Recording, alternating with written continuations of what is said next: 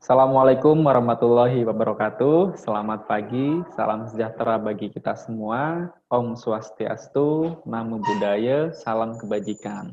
Perkenalkan, nama saya Dian Wisnu Arga, biasa dipanggil Arga di AGD 118. Nah, di sini saya akan membawakan materi ya tentang EKG normal ya. Nah, berapa lama? Kurang lebih selama 45 menit ke depan. Kita akan berbicara tentang EKG normal. Nah, Bapak Ibu bisa sambil melihat buku panduan yang sudah didapatkan untuk dilihat sambil memperhatikan nanti slide yang ada di monitor, dan jika ada pertanyaan silahkan disimpan terlebih dahulu, nanti bisa disampaikan saat session materi ini selesai atau mungkin bisa melalui chat yang sudah disediakan. Baik, kita akan segera masuk ke materi, yaitu tentang EKG normal. Silahkan untuk slide-nya.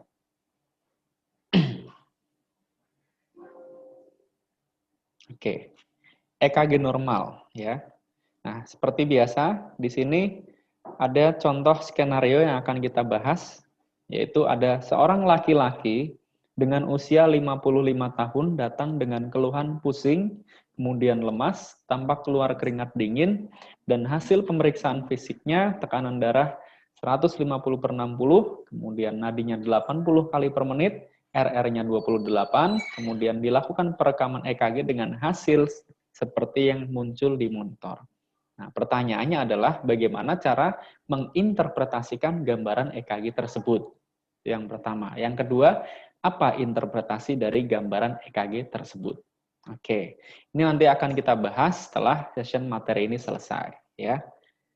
Nah, apa tujuan dari materi ini? Yang pertama adalah Bapak, Ibu, dan teman-teman semuanya di sini mampu menguraikan kembali tentang anatomi dan fisiologi dari sistem kardiovaskuler. Yang saya yakin sebenarnya materi ini ya tentang pembahasan anatomi baik fisiologi dari sistem kardiovaskuler sudah Bapak Ibu dapatkan saat di meja kuliah mungkin. Ya, pastinya sudah dapat. Nah, di sini akan kita review kembali supaya nanti teringat-ingat kembali, karena memang di sini nanti akan menjadi dasar sebelum kita masuk ke topik, yaitu cara interpretasi EKG. Dari situlah kita tahu masalah kenapa bisa muncul gambaran EKG yang normal, kemudian kenapa bisa muncul gambaran yang tidak normal, itu juga berhubungan dengan anatomi dan fisiologinya.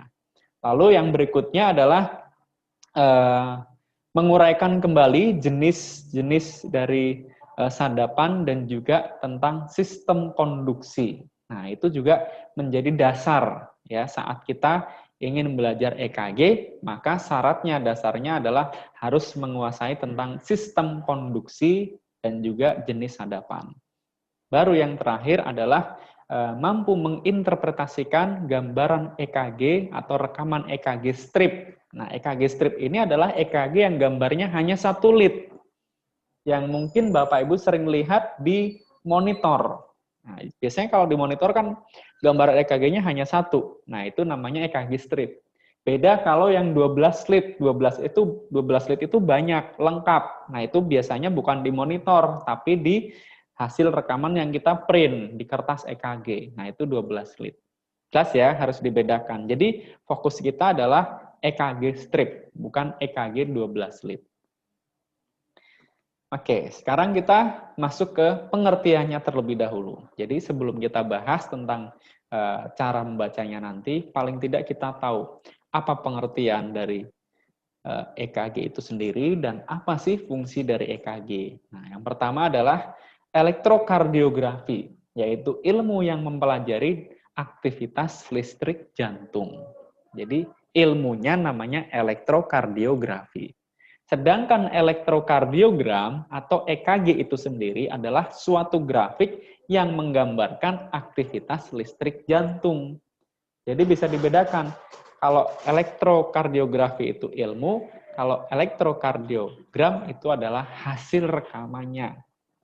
Terus fungsinya untuk apa? Fungsi dari EKG adalah hanya untuk pemeriksaan penunjang atau untuk diagnostik, diagnosa ya. Jadi bukan untuk mengobati. tapi penunjangnya ya untuk mendiagnosa masalahnya di mana sih gitu. Apa saja yang bisa dilihat atau yang dapat didiagnosa dari SKG? Yang pertama, ada tidak aritmia pada jantung. Aritmia adalah gangguan irama. Itu yang nanti akan diketahui dari hasil rekaman EKG. Yang kedua, ada tidak pembesaran atau hipertrofi, baik di atrium maupun di ventricle. Yang berikutnya, ada tidak iskemik dan infak di miokard. Yang berikutnya, efek obat-obatan yang sudah masuk ke tubuh pasien, ini ada atau tidak, ya berefek apa enggak, terutama obat-obatan digitalis, obat-obatan anti aritmia, dan yang lain-lain. Berikutnya adalah melihat ada tidak gangguan keseimbangan elektrolit, khususnya kalium, baik hipokalemi maupun hiperkalemi. Yang berikutnya adalah ada tidak gangguan fungsi dari pacu jantung atau yang dikenal juga dengan pacemaker gitu. Jadi fungsinya banyak ya. Tapi dari semua fungsi ini yang kita fokuskan di kursus BT dan CLS ini adalah hanya satu, yaitu apa? Aritmia. Itu yang nanti kita cari. Karena target di kursus ini adalah bagaimana dalam waktu 10 menit pertama Bapak Ibu atau teman-teman dapat mengidentifikasi ada tidak aritmia dan mengatasinya atau melakukan penata laksanaan pada kondisi aritmia yang mengancam nyawa. Jadi bukan membentuk perawat yang ahli tentang EKG, bukan. Tapi paling tidak bisa mengatasi pasien dengan gangguan jantung atau gangguan aritmia, ya aritmia yang mengancam nyawa terutama dalam waktu 10 menit pertama. Itu target kita. Jadi pasti saya yakin semuanya bisa nanti. Karena kita akan bahas nantinya ya. Baik, sekarang kita masuk ke anatomi dari jantung. Nah, ini anatomi dari dulu sampai sekarang nggak berubah ya. Jantung itu sebesar kepalan tangan masing-masing. Letaknya ada di mana? Di belakang tulang sternum. Posisinya miring menghadap ke kiri. Terus fungsinya untuk apa? Jelas untuk memompa darah ke seluruh tubuh. Ya. Jadi alat untuk memompa darah. Nah, terdiri dari apa? Jadi di dalam otot jantung terbagi menjadi 4 ruang. Ada atrium kanan, atrium kiri, ventrikel kanan, dan ventrikel kiri. Lalu ada apa lagi? Ada pembuluh darah besar, ada vena cava, baik inferior dan superior, ada arteri pulmonal, ada aorta, ada vena pulmonal. Lalu juga ada katup tricuspidalis, ada katup pulmonal, ada katup aorta, ada katup mitral atau bicuspidalis. Nah, sekarang kita bahas proses perjalanan dari darah yang ada di seluruh tubuh kita. Jadi secara singkatnya ya, secara garis besarnya, proses sirkulasi, baik itu sirkulasi sistemik maupun sirkulasi pulmonal. Nanti kita lihat. Jadi mulai dari atrium kanan. Atrium kanan berfungsi menampung darah dari seluruh tubuh yang dibawa oleh vena cava superior, yaitu tubuh dari tubuh bagian atas, dan vena cava inferior, tubuh bagian bawah. Nah, darah yang masuk ke dalam atrium kanan adalah darah sisa hasil metabolisme dari seluruh tubuh. Berarti oksigennya sedikit, lebih banyak CO2, atau gampangnya miskin oksigen. Nah, darah yang masuk ke dalam atrium kanan nanti akan dipompa menuju ke ventrikel kanan melalui katup tricuspidalis. Dari ventrikel kanan setelah terkumpul, darah tersebut akan dipompakan kembali. Nah, menuju kemana? Dikeluarkan ke paru-paru melalui ada arteri pulmonalis melewati katup pulmonal. Kenapa dikirim ke paru? Karena tadi oksigennya sedikit. Ya, justru lebih banyak CO2. Nah, disitulah akan ditukar isinya, CO2-nya akan dibuang, dikeluarkan, oksigen akan diikat, ya, diambil, ya, pada saat terjadi proses difusi pulmonal atau pertukaran gas di paru-paru, ya, antara kapiler yang ada di paru dengan alveoli. Di situ akan menembus membran kapiler, ya. Nah, terjadi proses difusi pulmonal. Nah, setelah melalui proses difusi pulmonal tadi, darah dari paru-paru otomatis kaya dengan oksigen. Nah, darah tersebut akan dikembalikan lagi ke jantung, dikirimkan ke jantung, masuk ke atrium kiri. Melalui apa? Vena pulmonalis. Nah, ini juga salah satu vena, satu-satunya vena, bahkan ya, satu-satunya vena yang membawa darah kaya dengan oksigen, yaitu vena pulmonalis.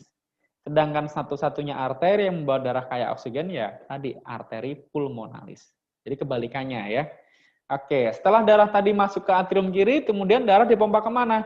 Dipompakan menuju ke ventricle kiri ya, melalui katup mitral atau bicuspidalis. Baru kemudian darah akan dipompakan ke seluruh tubuh dari ventricle kiri ya, melalui aorta, melewati katup aorta. Jadi nanti di seluruh tubuh dari aorta dibagi lagi menjadi arteri. Arteri dibagi lagi menjadi arteriol sampai ke kapiler yang paling kecil. Baru sampai ke sel. Ya, terjadi proses metabolisme sel sehingga sisa proses metabolisme tersebut darahnya akan dikembalikan lagi dari kapiler menuju ke venul sampai ke vena-vena kecil sampai ke vena besar yaitu vena cava sampai balik lagi ke atrium kanan. Jadi muter aja sebenarnya.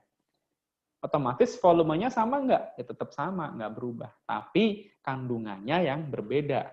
Kalau tadi di jantung kanan itu oksigennya sedikit atau miskin oksigen, di jantung kiri justru sebaliknya, oksigennya banyak atau kaya dengan oksigen. Jadi prinsipnya perputarannya seperti itu. Nah, kemudian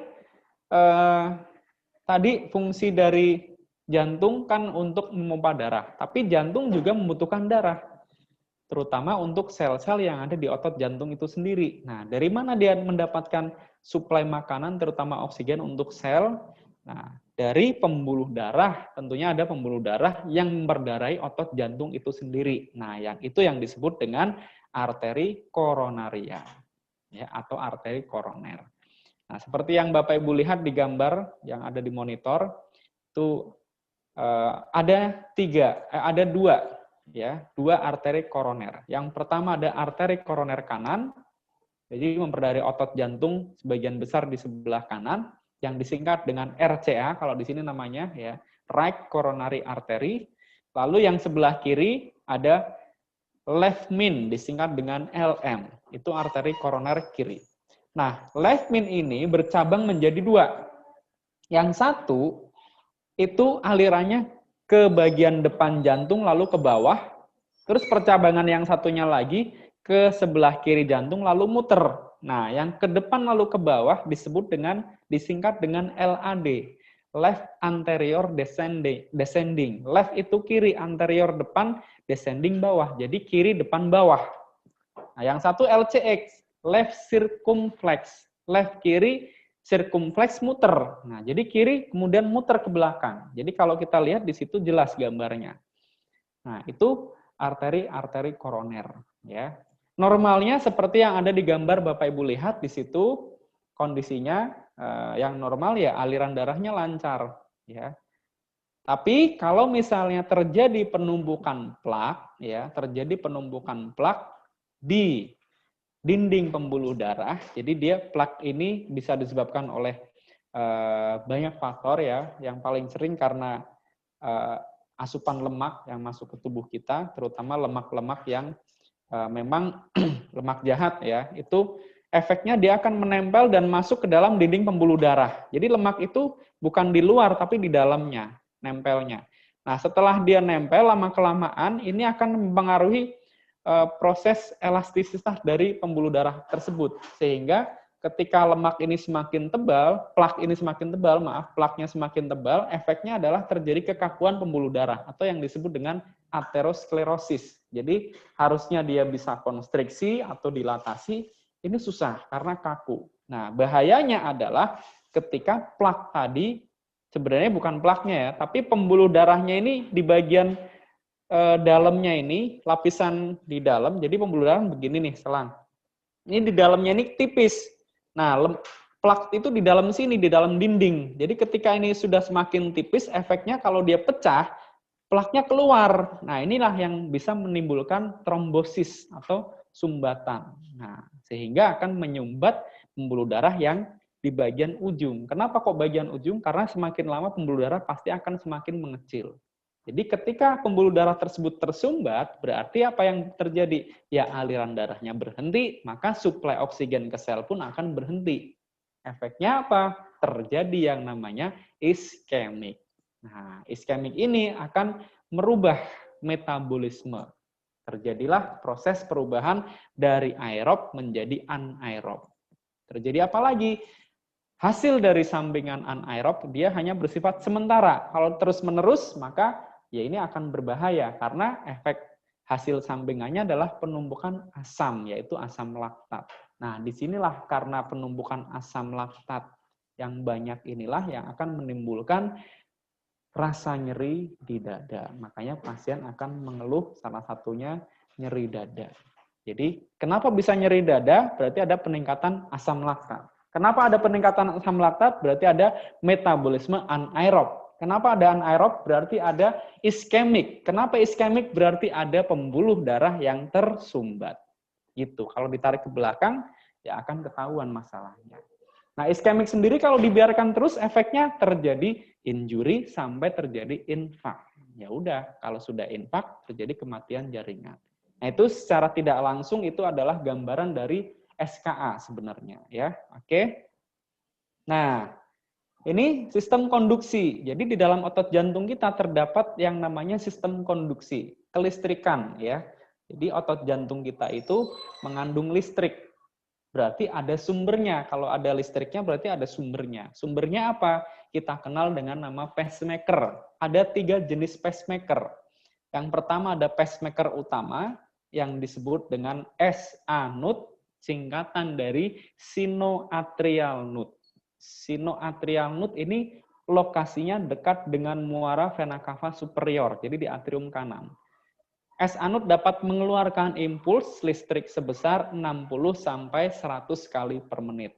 Nah, makanya heart rate kita normalnya untuk orang dewasa adalah 60 sampai 100 karena listrik yang dihasilkan adalah listrik dari SA node. Nah, pacemaker yang kedua adalah pacemaker cadangan, yaitu AV node, singkatan dari atrioventricular node. Atrio, atrium, ventricular, ventricle. Jadi antara atrium dan ventricle. Nah, posisinya di tengah-tengahnya. Tapi sebenarnya itu kalau kita lihat di gambar, itu masih masuk wilayah atrium, bagian bawah ya. Nah, ini cadangan. Karena dia hanya cadangan, maka listriknya hanya 40-60 kali per menit. Nah, yang terakhir adalah serabut Purkinje. Ini lokasinya ada di ventricle, baik kanan maupun kiri. Nah, kalau kita lihat di gambar itu yang warna ungu, ya. Ini listriknya paling kecil, hanya 20-40 kali per menit. Karena ini cadangan terakhir. Jadi kalau kita ibaratkan, SA node ini PLN-nya jantung, AV node ini genset-nya jantung, serabut Purkinje ini adalah power bank-nya jantung. Gampangnya gitu. Jadi kalau SA node normal gimana? Ya AV node sama serabut Purkinje tidak akan mengeluarkan impuls. Tapi kalau SA node-nya mati, baru AV node akan mengambil alih. Begitupun dengan serabut Purkinje. Kalau AV node-nya juga mati juga, maka terakhir adalah serabut Purkinje. Alirannya seperti apa? Kalau kita lihat gambar yang di sebelahnya, itu gambaran alirannya yang ada animasi itu, listriknya jalan. Jadi arahnya selalu dari SA node ke AV node ke serabut Purkinje. Arahnya selalu begini. Jadi ke arah bawah ya dan miring ke kiri. Makanya listrik jantung itu ya arahnya selalu ke bawah dan miring ke kiri. Makanya kalau Bapak Ibu lihat atau teman-teman lihat, ketika ada orang dilakukan defibrilasi atau DC shock atau kejut listrik, itu posisi pedalnya pasti akan miring, tidak sejajar. Itu yang benar, kecuali kalau Bapak Ibu lihat di sinetron, ya sejajar, ya kan, udah gitu masih pakai baju, makanya mati terus, pasti endingnya mati. Jadi posisinya miring begini. Nah, kenapa miring? Itu yang benar, satu di dada kanan atas, satu kiri bawah. Kenapa miring? Karena tadi menyesuaikan dengan arah vektor dari listrik jantung. Jadi itu ya alasannya. Oke, kita lanjut lagi. Nah, ini gambarannya. Hasilnya apa? Hasil dari ketika SA node ini mengeluarkan impuls, seperti yang teman-teman lihat di gambar itu ada animasi. Ketika SA node mengeluarkan impuls, listriknya ini akan dialirkan menuju ke atrium terlebih dahulu, baik kanan maupun kiri. dibagi dulu ke atrium kanan atau kiri. Kalau kita balikin lagi ke slide yang sebelumnya. Nah, jadi yang warna hijau itu ya, yang seperti kabel ya, kita ibaratkan itu kabelnya. Jadi listrik dari S anode itu mengalir sebelum ke avenut yang warna kuning. Avenut itu yang kuning, itu dia ada yang ke atrium kanan dan ada yang ke atrium kiri. Ya, yang ke atrium kiri ini melewati bandel Bachmann namanya. Kalau yang di atrium kanan itu tractus internodal. Jadi tujuannya kenapa kok dialirkan ke atrium kanan dan kiri? Ya untuk merangsang sel-sel yang ada di otot atrium supaya terjadi kontraksi. Nah, jadi intinya supaya atriumnya mompa. Nah, saat si atrium ini mompa, disitulah akan muncul gelombang pertama di EKG, yaitu gelombang P. Makanya gelombang P adalah depolarisasi atrium atau gambaran dari atrium ketika berkontraksi. Gampangnya gitu. Jadi sebenarnya gampangnya itu P itu ya mewakili atrium atau lebih sederhana lagi P itu atrium. Itu lebih gampang. Kalau saya belajarnya seperti itu. P ya udah atrium. Berarti kalau kita mau lihat atriumnya normal apa enggak, kalau di EKG lihatlah gelombang P. Itu gampangnya. Ya, P depolarisasi atrium. Baru kemudian listrik masuk ke avenut. Nah, setelah atrium mompa, set muncul P. Listrik masuk ke yang warna kuning, avenut. Nah, di avenut ini berhenti sementara listriknya, diredam oleh avenut. Sehingga setelah P akan muncul garis datar. Nah, sebelum QRS itu ada garis datar. Itu garis isoelektrik. Kenapa? Karena posisinya tidak ada listrik saat itu. Kenapa tidak ada listrik? Karena listriknya berhenti dulu di avenut. Ibaratnya listrik tadi melewati lampu merah, perempatan. Dia berhenti karena lampu merah. Nah, baru setelah berhenti sejenak, lampu hijau, jalan lagi dia. Nah, pas dia jalan lagi dari avenut, listrik tersebut akan melewati sebelum percabangan yang merah. Kalau Bapak Ibu lihat, ya teman-teman lihat, itu ada percabangan yang merah ya. Setelah yang warna kuning avenut, itu ada yang kecil warna coklat, itu namanya berkas His. Nah, jadi melewati dari avenut ke berkas His, lalu bercabang jadi dua, itu yang disebut dengan bundle branch. Setelah bundle branch, baru dia bercabang lagi lebih banyak yang warna ungu, nah itulah yang disebut dengan serabut Purkinje. Apa yang terjadi? Berarti listrik sampai di ventrikel. Nah, sehingga terjadilah depolarisasi ventrikel. Karena otot ventrikelnya terangsang sehingga terjadi kontraksi. Muncullah 3 gelombang sekaligus, yaitu gelombang Q, gelombang R, dan gelombang S. Kalau kita gabung jadi satu, disebut dengan kompleks QRS. Nah, jadi yang lebih tepat itu namanya bukan gelombang QRS, tapi kompleks QRS, karena terdiri dari 3 gelombang. Nah, jadi kesimpulannya, kompleks QRS adalah depolarisasi dari ventrikel. Jadi kalau kita mau lihat ventrikel, lihatlah QRS. Kalau kita mau lihat atrium, lihatlah P. Itu gampangnya. Terus apa lagi setelah itu? Nah, setelah ventrikel mompa, set gini, tadi kan atrium yang atas mompa, begini. Muncul P. Gantian ventrikel mompa, set. Nah, muncul QRS. Nah, si ventrikel ini nggak langsung ngembang begini, tapi dia posisinya masih diam begini ya. Nah, posisi diam ini dia tidak ada aktivitas saat itu. Nah, muncullah garis datar lagi. Jadi setelah QRS muncul garis datar. Nah, itu yang disebut dengan ST segmen. Sebelum gelombang T muncul garis datar namanya ST segmen. Normalnya ya garis datar biasa. Tidak turun ke bawah atau disebut dengan ST depresi, tidak juga naik ke atas atau disebut dengan ST elevasi. Jadi normal ST ya isoelektrik. Sama seperti tadi setelah P, ya. Jadi garis datar biasa. Nah, itu posisi diam. Baru kemudian ventrikelnya ngisi lagi. Nah, saat terjadi pengisian inilah terjadi yang namanya repolarisasi ventrikel sehingga muncullah gelombang T. Nah, jadi gelombang T adalah repolarisasi ventrikel. Lengkap jadinya. Ada P yang selalu diikuti oleh QRS dan T. Itu normal EKG. Secara umum seperti itu.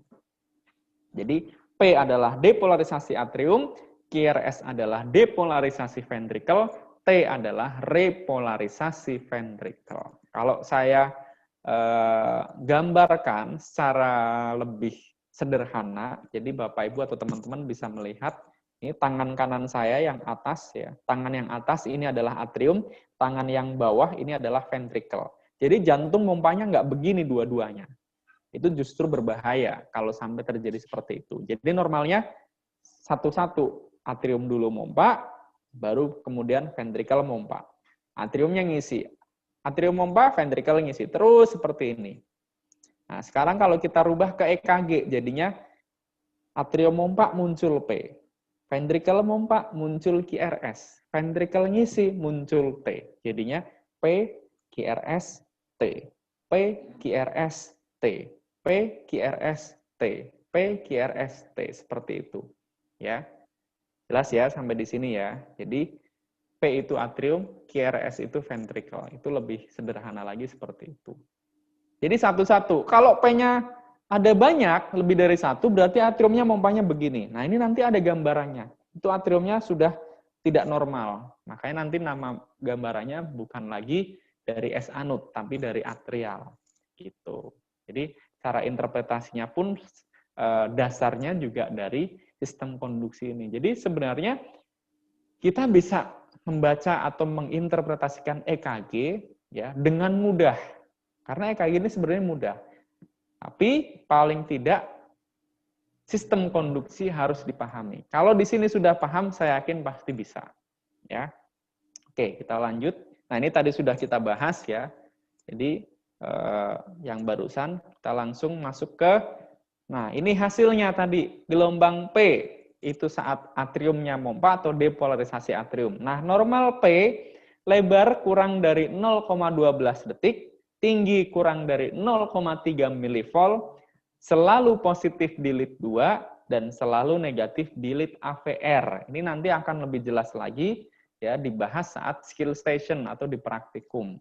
Ya, jadi intinya Bapak Ibu atau teman-teman paling tidak tahu angka normalnya dulu. Jadi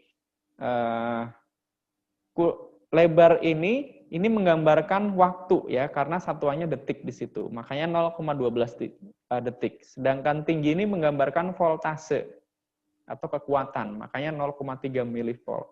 Nah, kalau kita rubah ke kertas EKG yang terdiri dari kotak kecil dan kotak besar, satu kotak kecil itu sama dengan 0,04 detik. Dan satu kotak kecil juga sama dengan 0,1 mV. Itu kalau ke atas 0,1 mV, kalau ke samping 0,04. Jadi kalau lebar kurang dari 0,12 itu artinya lebarnya ya tidak boleh lebih dari 3 kotak kecil. Tingginya tidak lebih juga dari 0,3 mV, berarti tidak lebih dari 3 kotak kecil juga. Jadi kuncinya P adalah angka 3. 3 itu maksimal ya. Baik lebar maupun tinggi adalah tidak lebih dari 3 kotak kecil. Selalu positif di lead 2. Positif itu ke atas. Jadi kalau kita lihat lead 2, P-nya itu ke atas.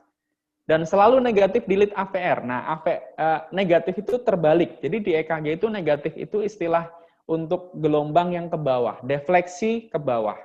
Kalau defleksinya ke atas itu berarti positif. Tapi kalau dia ke bawah berarti negatif. Jadi negatif itu bukan nggak ada, tapi terbalik. Oke, jadi P harus terbalik di AVR, P harus ke atas di lead 2. Oke, nah kita lanjut ke PR interval. Nah setelah P ada PR interval, nah ini saat tadi setelah P ada listrik yang berhenti sementara di AV node ya, muncullah garis datar. Nah disitulah muncul yang namanya PR interval. Nah diukur dari awal P sampai awal QRS. Normalnya adalah 0,12 sampai 0,20. Kalau kita rubah ke kotak kecil adalah 3 kotak kecil, maaf ya, 3 kotak kecil sampai 5 kotak kecil. Jadi kita ambil angka maksimal 5. Jadi PR itu ya 5, maksimal ya, tidak lebih dari 5. Setelah PR, kompleks QRS atau depolarisasi dari ventricle. Nah, ini cukup kita ukur lebarnya saja. Kenapa? Karena kita di sini hanya menginterpretasikan EKG strip 1 lead. Beda kalau EKG yang 12 lead, banyak. Mau nggak mau kita ukur tingginya. di beberapa lead. Nah, di sini kalau hanya EKG strip, hanya satu lead, dan biasanya itu di lead 2, maka fokus kita adalah di lebarnya. Nah, berapa normalnya? Tidak lebih dari 0,12 detik. Berarti sama seperti P, tidak lebih dari 3 kotak kecil. Oke, terdiri dari 3 gelombang, yaitu gelombang Q, R, dan S. Ya, digabung jadi namanya kompleks QRS. Jadi tadi ada P angka 3, PR angka 5, QRS angka 3. 353. Itu bisa juga untuk kita jadikan sebagai clue. Oke. Nah, ini kenapa tadi saya bilang tidak perlu kita ukur, karena QRS ini kalau kita rekam 12 lead, termasuk yang di dada, itu akan memunculkan jenis atau tinggi dari QRS yang bermacam-macam. Mulai dari V1 di sini, itu R-nya kecil, V2 semakin tinggi, S-nya masih dalam, V3 ini hampir seimbang R dan S-nya, sampai ke yang paling tinggi adalah V6. Nah, normal nggak? Justru yang normal seperti itu. Jadi makanya yang tadi kalau kita baca yang EKG di lead 2 saja, EKG strip, ya udah kita nggak usah ngurusin tingginya. Karena hanya satu strip, nggak bisa kita menentukan ini ada masalah nggak di ventrikelnya. Kecuali dari lebarnya, lebar atau sempit. Nah, dikatakan lebar kalau lebih dari 3 kotak kecil, dikatakan sempit kalau kurang dari 3 kotak kecil. Jadi normalnya ya pastinya yang kurang dari 3 kotak kecil. Oke. Nah, sekarang kita masuk ke sadapan EKG. Nah, sadapan EKG ini ada 2 macam. Ini berhubungan dengan Bapak Ibu atau teman-teman ketika merekam EKG pasien. Ada yang kita pasang di ekstremitas, ada yang kita pasang di dada. Nah, ini ada 2 macam, disebut dengan ada sadapan bipolar, ada unipolar.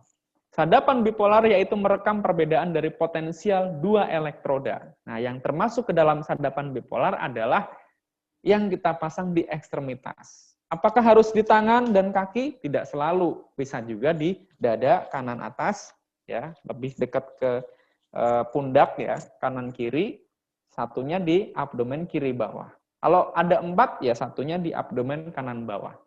Jadi, dari 4 ekstremitas tersebut sebenarnya tidak semuanya direkam, hanya ada 3. Saya yakin Bapak Ibu yang sudah pernah merekam EKG, ini pasti sudah pernah semua ya. Atau mungkin merekam dengan teman-teman sendiri kalau waktu praktek atau belajar dulu. Kalau belum pernah, paling tidak pernah melihat ya. Jadi dari 4 kabel atau elektroda yang kita pasang, itu ternyata nggak semuanya direkam. Kalau di ekstremitas itu hanya 3 biasanya. Terus yang di mana saja?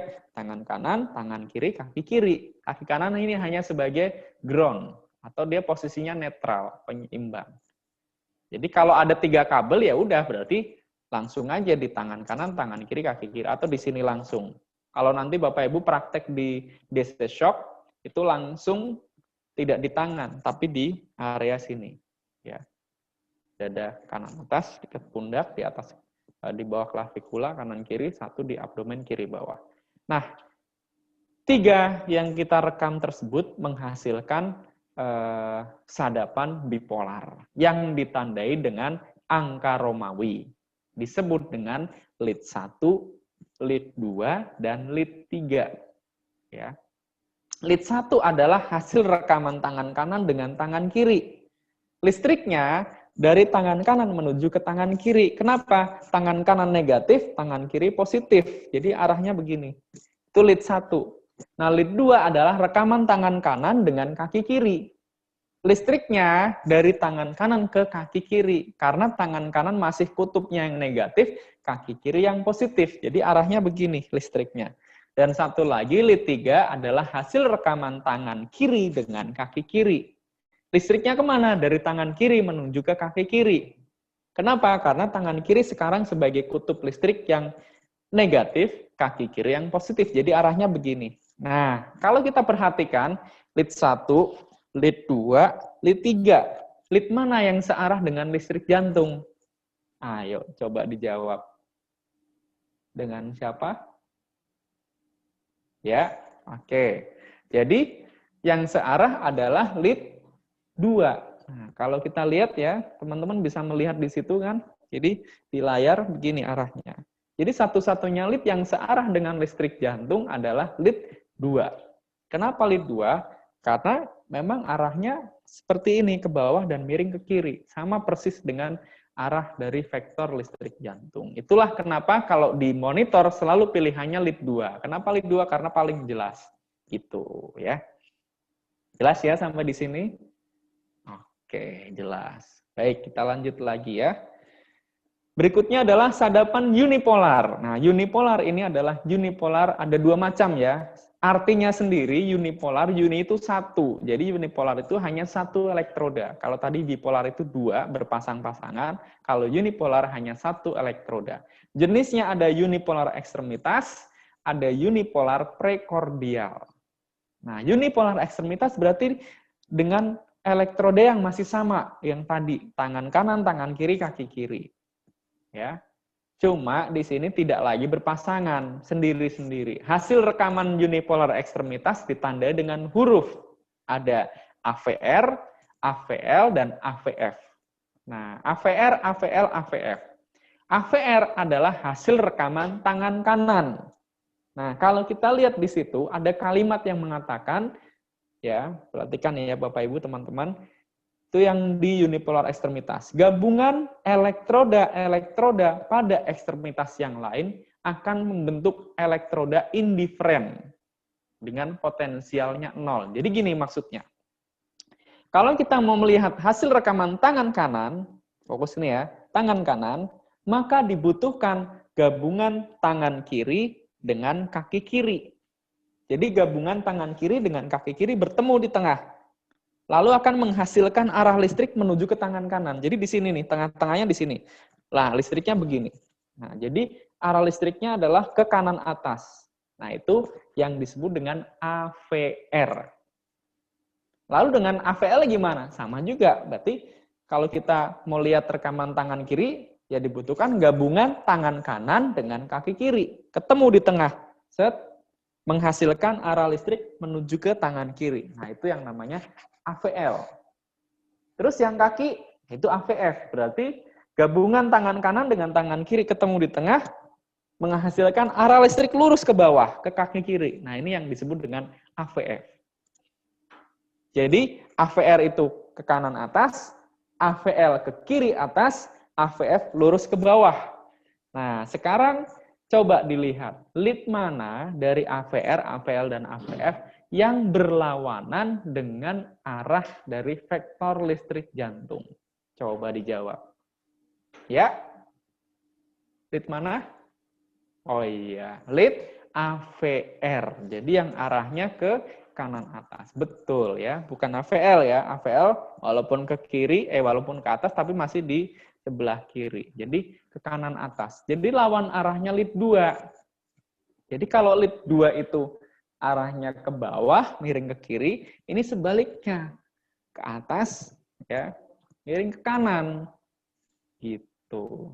Oke, jelas ya sampai di sini ya. Jadi AVR. Nah, itu kenapa tadi di AVR gelombangnya selalu negatif. Kenapa negatif? Karena posisinya listriknya berlawanan dengan arah listrik jantung. Sehingga pasti gelombangnya semuanya terbalik. P-nya ke bawah, R-nya ke bawah, T-nya juga ke bawah. Normal nggak? Normal. Memang harus terbalik. Kenapa AVR terbalik? Karena berlawanan dengan listrik jantung. Yang nggak normal kalau lead 2-nya yang terbalik semua. Siapa yang nggak normal? Bukan pasiennya. Yang masang nggak normal. Kenapa? Berarti ada yang terbalik. Gitu. Elektrodanya. Ya. Jadi, itu salah satu trik kalau teman-teman mau cek EKG rekaman kita ini layak baca atau tidak, lihat lead 2 sama AVR. Kalau 12 lead ya. Kalau lead 2-nya ke atas, positif, AVR-nya negatif, berarti sudah benar. Tuh. Kalau terbalik lead 2-nya yang ke bawah, nah itu harus rekam ulang. Berikutnya unipolar prekordial. Nah, untuk yang unipolar prekordial ini langsung di dada. Yang kita pasang di dada ada V1 sampai V6 ya, biasanya secara umum. Tapi di layar monitor yang teman-teman lihat, Bapak Ibu lihat, di situ ada bahkan sampai V9, berarti sampai mana? Sampai ke punggung. Batasnya adalah garis tulang belakang. Nah, itu V9. Terus yang ke kanan ada V3R, V4R. Nah, itu sejajar dengan V3 dan V4 di sebelah kiri, ini bedanya hanya di sebelah kanan, makanya ditambahin R. Tapi apakah itu harus dilakukan? Tidak semua pasien harus direkam lengkap seperti itu. Biasanya hanya beberapa pasien yang memang ingin dilihat secara menyeluruh kondisi jantungnya. Jadi memang secara umum ya hanya cukup dengan V1 sampai V6 dan juga lead 1, 2, 3, AVR, AVL, AVF. Makanya disebut dengan EKG 12 lead. Kalau sampai V9 ya nggak 12 lagi, tambah lagi. Jadi tambah 3 lead lagi, 15 lead. Gitu. Ya. Jadi secara umum biasanya ya 12 lead. Gitu ya. Oke, sekarang kita lanjut. Nah, ini yang tadi gambarannya. Jadi sadapan bipolar itu lead 1, 2, 3 itu menggambarkan yang namanya segitiga Einthoven. Segitiga Einthoven ini adalah ya ini sejarah lahirnya awal mulanya EKG. Ya, Einthoven itu nama orangnya, sebenarnya penemunya Einthoven. Kalau kita lihat dari namanya itu orang Belanda. Kalau teman-teman baca di sejarah ya, itu dulu yang menemukan EKG ini lahirnya justru di Indonesia, yaitu di Semarang. Ya, karena saat itu memang kondisi Indonesia yang masih dijajah.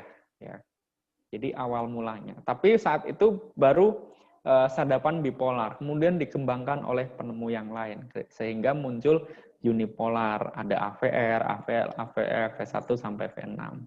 Gitu. Jadi itu sejarahnya seperti itu. Segitiga Einthoven. Nah, terakhir yaitu kertas EKG. Nah, kertas EKG ini kalau kita lihat ya merupakan kertas atau grafik ya yang terdiri dari garis horizontal dan garis vertikal. Jadi di dalam kertas EKG itu ada garis horizontal, ada garis vertikal. Pertemuan garis-garis tersebutlah itu yang menimbulkan adanya kotak. Yaitu ada kotak kecil, ada kotak besar. Ya. Jadi ada kotak kecil, ada kotak besar. Nah, satu kotak besar itu terdiri dari 5 kotak kecil. Ingat ya, satu kotak besar terdiri dari 5 kotak kecil. Nah, satu kotak kecil itu ukurannya adalah 1 mm. Nah, untuk yang horizontal, yang mendatar, itu satuannya menggunakan detik. Jadi yang tadi sempat kita bahas di awal, satu kotak kecil itu nilainya adalah 0,04 detik. Jadi kalau ada satu kotak besar, maka jadinya 0,20 detik. Dari mana 0,20? Dari 0,04 kali 5. Karena satu kotak besar tadi ada 5 kotak kecil. Nah, begitupun dengan yang vertikal. Bedanya kalau vertikal ini voltase dengan satuan milivolt. Jadi satu kotak kecil nilainya adalah 0,1 milivolt. Sehingga kalau ada satu kotak besar, maka jadinya 0,5 milivolt. Ya. Kenapa kita harus tahu ini? Ini sebenarnya masuk ke dalam standar saat kita merekam. Jadi ada yang namanya standar kecepatan. Standar kecepatan itu adalah 25 mm per detik. Dan standar kalibrasi. Standar kalibrasi itu ukuran, yaitu 1 milivolt. Ketika kita ngerekam, perhatikan standarnya. Ya, karena itu juga akan berpengaruh. Kalau kita sampai merubah standar-standar tersebut, efeknya apa? Efeknya hasil rekamannya akan salah interpretasi. Sehingga efek berikutnya ya salah terhadap diagnosa, sampai obat-obatan, dan seterusnya. Jadi itu juga bisa berbahaya. Makanya pastikan dengan standarnya, apakah benar kecepatannya 25 mm per detik, atau juga dengan kalibrasinya 1 milivolt. Taunya dari mana? Nanti kita bahas waktu di skill station, di praktikum ya. Itu akan lebih jelas di situ. Nah ini Bapak Ibu atau teman-teman bisa lihat tuh. Jadi satu kotak besar itu terdiri dari 5 kotak kecil. Ya. Jadi satu kotak besar itu adalah 0,20 detik. Jadi kalau ada 5 kotak besar berapa detik? Coba. Ya, berapa? Ayo. 0,2 detik itu satu kotak besar. Jadi kalau 5 kotak besar jadi 0,2 dikali 5. Hasilnya berapa? 1. Jadi 1 detik itu ada 5 kotak besar. Atau kalau kita rubah ke kotak kecil, 1 detik ada 25 kotak kecil. Jadi panjangnya berapa? 25 mm. Itulah kenapa ada standar 25 mm per detik. Nah, jadi dasarnya di situ. Kenapa bisa muncul angka satu kotak kecil itu 0,04 detik. Artinya gimana?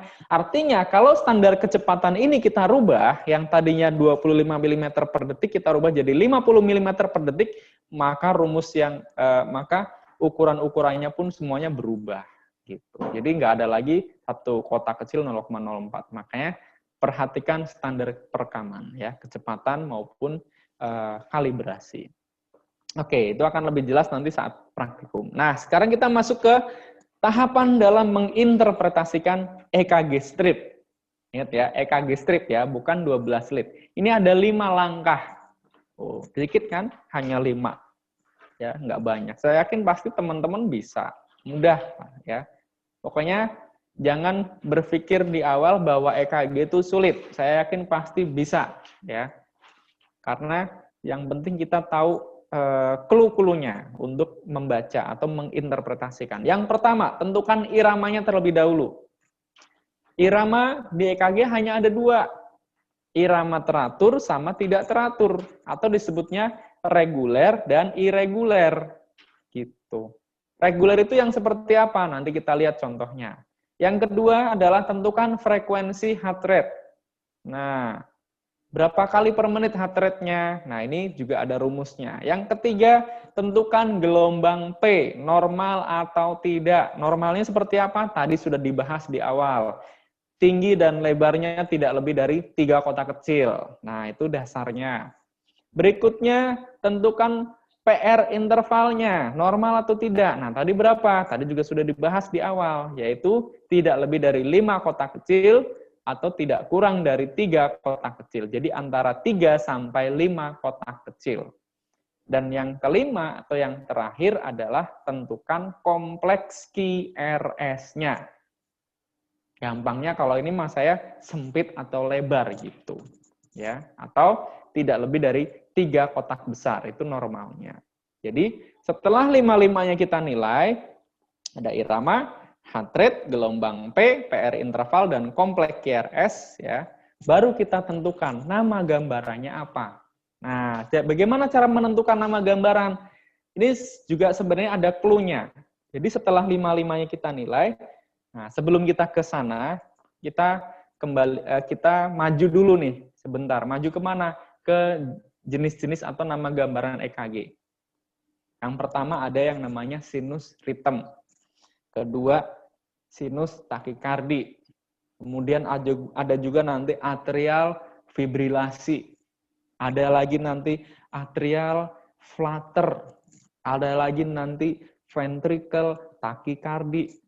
Ada lagi nanti ventricle fibrilasi. Ada junctional rhythm misalnya. Atau idioventricular rhythm. Nah, coba kalau diperhatikan dari tadi saya sebutkan jenis-jenis atau nama gambaran EKG, rata-rata semuanya terdiri dari 2 kata.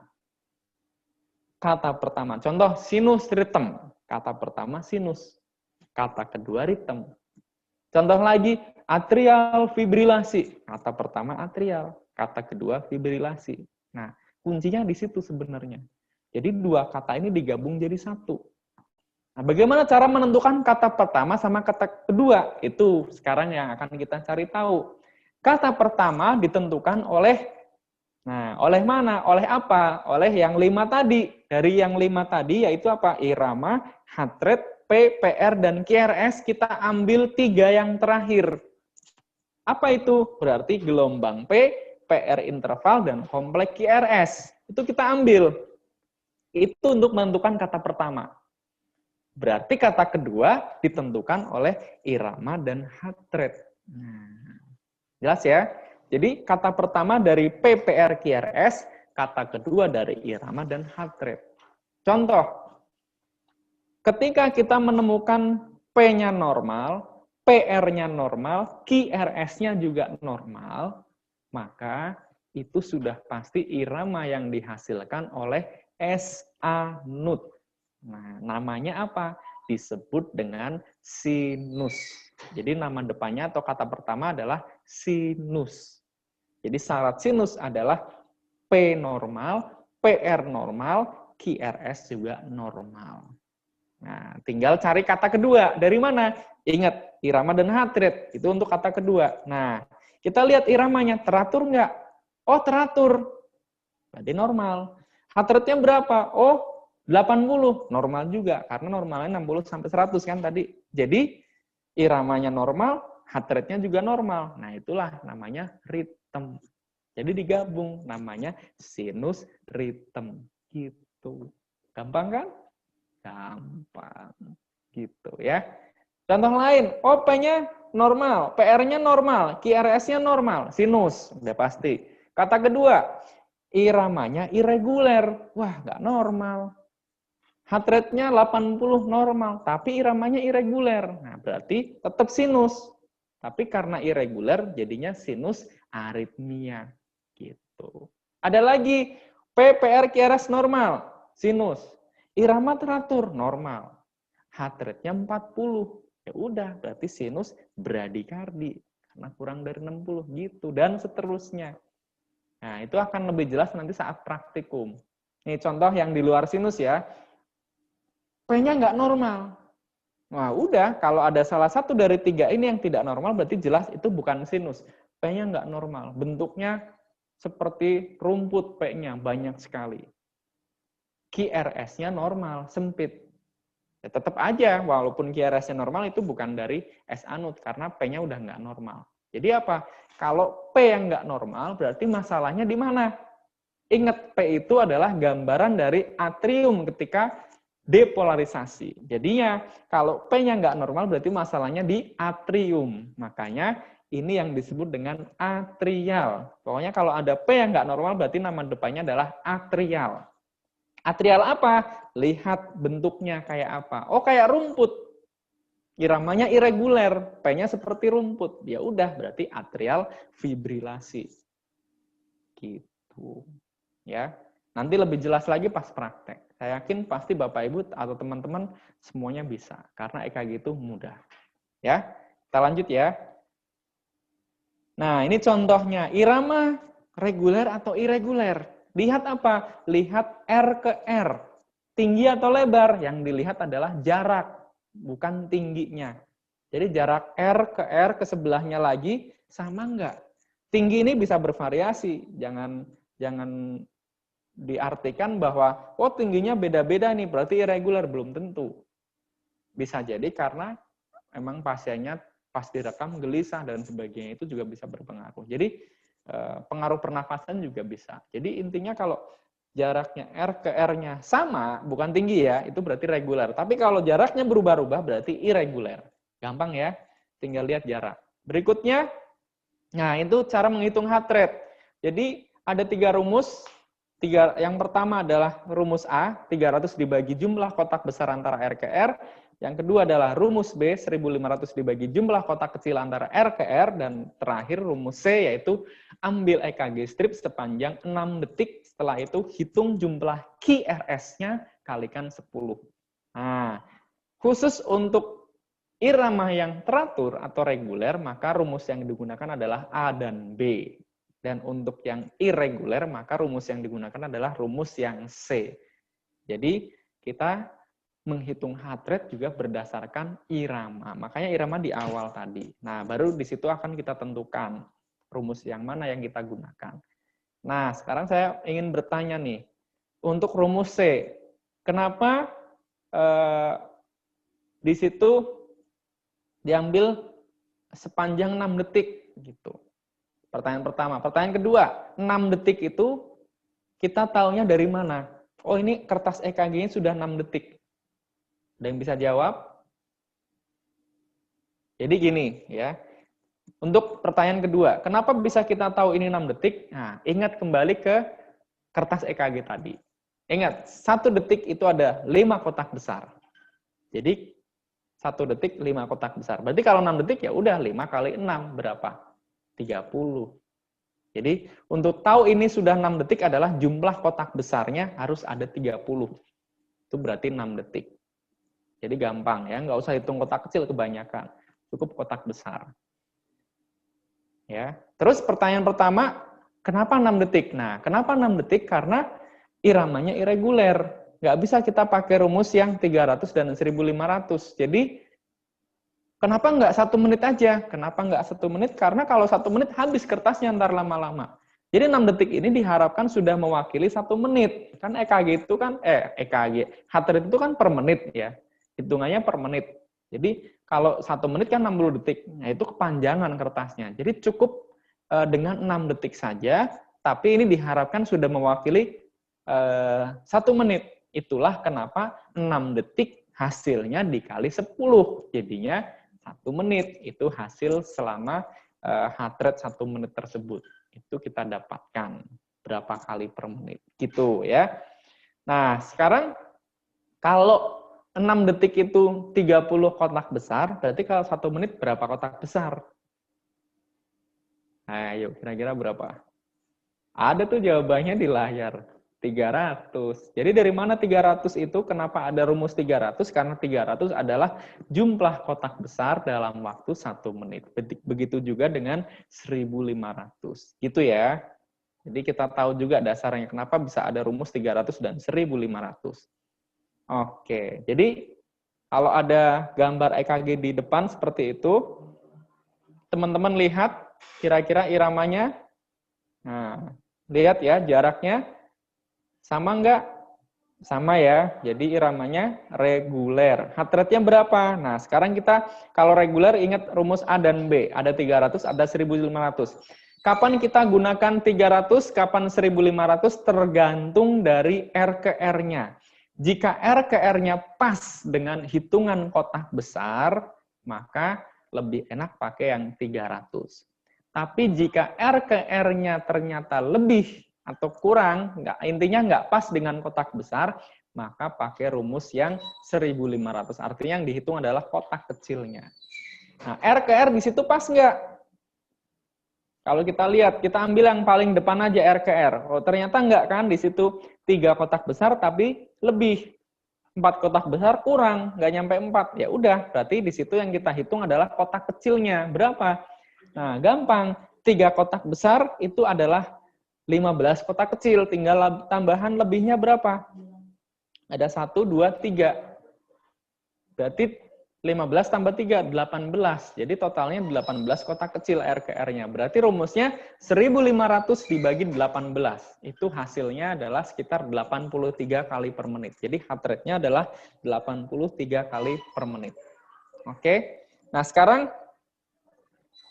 ini juga bisa digunakan, ini cara cepat ya, tapi tetap kita pakai rumus ini. Cara cepat artinya gini, kalau teman-teman memang dibutuhkan waktu yang cepat menentukan ini normal atau takikardi atau bradikardi, lihat QRS rate, gampangnya itu. Jadi kalau kita perhatikan di situ R ke R, ya puncak R dengan puncak R, itu ada berapa kotak besar tuh? Ada 1, 2, 3, 4, 5. Nah, di situ pas di 5-nya itu adalah angka 60. Jadi kalau ada 5 kotak besar antara R ke R jaraknya pas, berarti heart rate-nya 60. Nah, coba kalau yang di angka 100, ada berapa kotak besar? Nah, 1, 2, 3 ya. 3 kotak besar itu angkanya pas di atasnya 100. Nah, normal heart rate kita berapa? Antara 60 sampai 100. Jadi, gampang, untuk menentukan ini takikardi, ini normal atau bradikardi, lihat jarak R ke R. Kalau jarak R ke R-nya antara 3 sampai 5 kotak besar, berarti heart rate-nya normal. Tapi kalau R ke R-nya kurang dari 3 kotak besar, berarti takikardi. Kalau R ke R-nya lebih dari 5 kotak besar, berarti bradikardi. Itu cara singkat. Ya, tapi untuk hasil angkanya, ya tidak valid. Kita nggak bisa meramalkan kira-kira berapa, harus dihitung dengan rumus tadi. Ini hanya menentukan cara cepatnya tadi ya. Nah, contoh gambar yang kedua ini adalah irama yang irreguler. Irreguler berarti cara rumus yang ketiga, yang C, yaitu rekam EKG sepanjang 6 detik. Nah, 6 detik itu tadi ada 30 kotak besar. Nah, 30 kotak besar itu, kita taunya ya dihitung kotak besarnya sampai 30. Sebenarnya kita nggak perlu ngitung kalau kita lihat gambar di monitor. Kenapa? Setiap 5 kotak besar, kalau Bapak Ibu atau teman-teman perhatikan, di atas itu sudah ada garis batasnya. Itu sudah per detik. Nah, kelihatan ya. Jadi, 5 kotak besar 1 detik. Jadi semuanya itu ada 1, 2, 3, 4, 5, 6 detik. Nah, setelah 6 detik, hitung QRS-nya berapa? 1, 2, 3, 4, 5, 6 juga. Nah, kali berapa tadi? Sesuai rumus kali 10. Jadinya heart rate-nya ini adalah 60 kali per menit. Oh, kalau QRS-nya ada 8, ya udah berarti 80. Ada 9, 90, dan seterusnya. Pokoknya intinya adalah rekam 6 detik, baru hitung QRS-nya, kalikan 10. Gitu.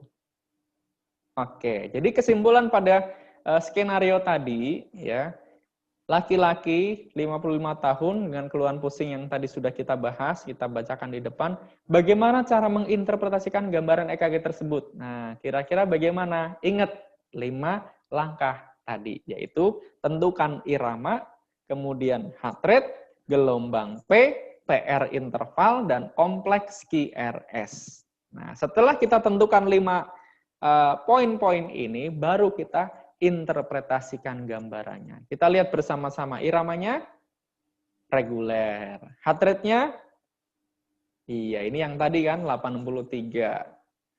Nah, setelah irama heart rate sudah, gelombang P berapa? Berapa? Iya, P-nya ada berapa? 1 ya. Oke, P-nya 1 positif apa negatif? Positif. Tinggi lebarnya tidak lebih dari 3? Iya, nggak nyampe 4 ya, dia maksimal 3 lebarnya. Jadi P-nya normal atau positif. Selalu diikuti QRST? Iya, selalu. Jadi P-nya positif diikuti QRST itu normal. Sekarang PR interval diukur dari awal P sampai awal Q. Coba berapa itu? 3. 3 apa 4? Oh iya, 4 ya. Oke, jadi ada 4 kotak kecil, normal nggak? Normal, karena normalnya 3 sampai 5. Jadi PR-nya normal. QRS-nya sekarang berapa itu? Berapa? Iya, 2 ya. Oke, jadi QRS-nya juga normal, karena tidak lebih dari 3 kotak kecil. Jadi kesimpulannya, P normal, PR normal, QRS normal disebut dengan sinus. Nah, sinus apa? Iramanya reguler, heart rate-nya juga normal. Jadinya sinus rhythm. Gitu. Gampang kan? Gampang, pasti bisa ya. Oke, sampai di sini ada yang mau ditanyakan? Baik, kalau tidak ada pertanyaan, saya cukupkan untuk materi tentang EKG normal. Nanti kita akan ketemu lagi, baik dengan saya maupun dengan tim yang lain saat kita masuk ke skill station atau praktikum tentang EKG. Terima kasih atas perhatiannya dan semoga bermanfaat apa yang kita bahas pada hari ini, dan sampai bertemu lagi. Selamat siang. Assalamualaikum warahmatullahi wabarakatuh.